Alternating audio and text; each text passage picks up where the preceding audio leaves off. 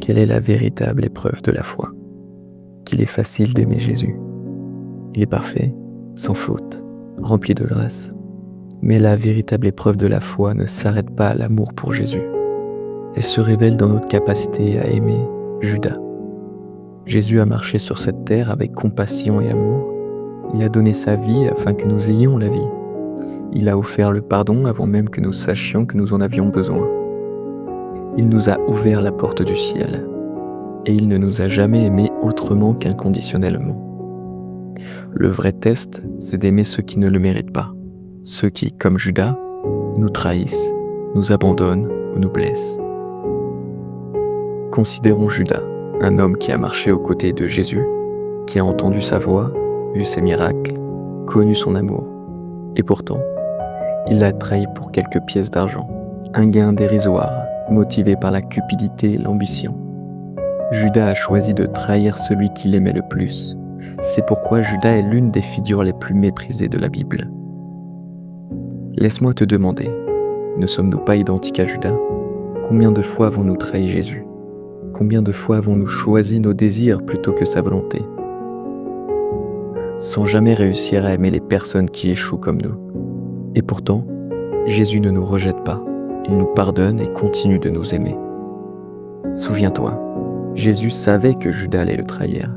Pourtant, il a choisi de s'agenouiller devant lui pour lui laver les pieds et le servir. Pour l'aimer sans condition. Pourquoi?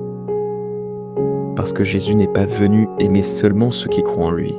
Il est venu aimer chacun, et particulièrement ceux qui avaient le plus besoin de pardon. Il est écrit « Supportez-vous les uns les autres, et si l'un a sujet de se plaindre de l'autre, pardonnez-vous réciproquement. De même que Christ vous a pardonné, pardonnez vous aussi. » Nous sommes appelés à pardonner comme Jésus nous a pardonné, même ceux qui nous semblent impossibles à aimer.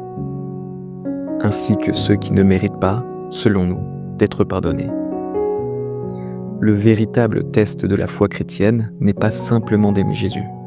Il est de trouver en nous la force, par la grâce de Dieu, d'aimer et de pardonner ceux qui nous rappellent Judas. Peut-on vraiment aimer ceux qui nous ont blessés le plus profondément? Ceux qui, par leur choix égoïste, nous ont trahis, abandonnés ou déçus.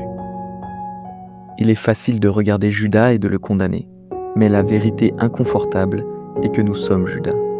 Oui, chacun de nous a trahi le Seigneur à sa manière. Chaque fois que nous choisissons nos propres désirs au lieu de la volonté de Dieu, chaque fois que nous échouons à aimer les autres comme lui nous a aimés, nous tombons. Dans ces moments-là, nous ne sommes pas si différents de Judas.